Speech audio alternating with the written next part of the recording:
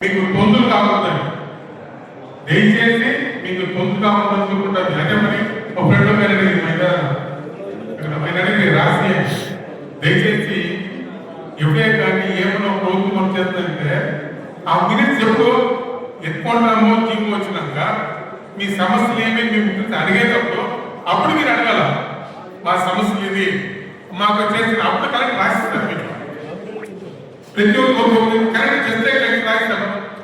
ఇప్పుడు మీరు వచ్చి మీరు డెవలప్మెంట్ అవుతుంటారు ఒక్కనేదా మాట్లాడుతుంది నేను మాట్లాడతాను డెవలప్మెంట్ అవుతుంటా ఉందా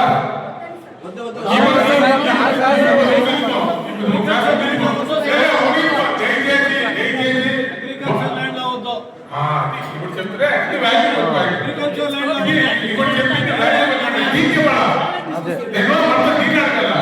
దాన్ని విడిచిపెట్టి మాకు డెవలప్మెంట్ అవుతుందా నాకు మా వ్యవసాయం కూడదు మా వేగంతో న్యాయమైన కోరిక మీకోసం అందరూ పండిస్తారు.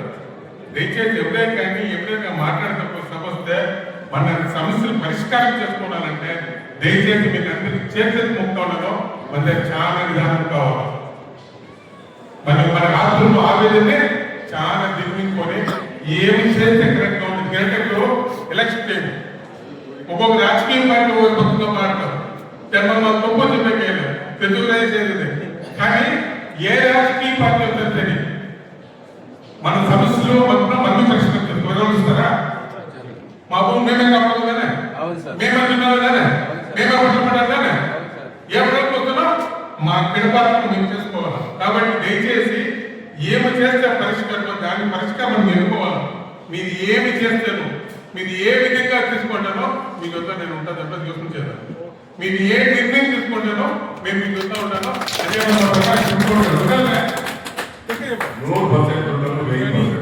దయచేసి మీరు మాట్లాడాలా మీ కష్టాలు ఏమవుతానో మంచి కానీ చెడు కానీ మేము మీకు వస్తూ ఉంటాం. సరిపోతుంది చెప్పండి. దాంట్లో ఇప్పుడు ఉండే కలెక్టర్ పేరు చెప్పలే మాకు మేము ఉందామని చెప్పలే 100% మంచి కలెక్టర్ మనకి తొందర అయినట్టు మనకి ఏమి చేసేది నాకు తెలిసినట్టు పెట్టుకొని యూజ్ చేసుకొని చేసుకోవాలి.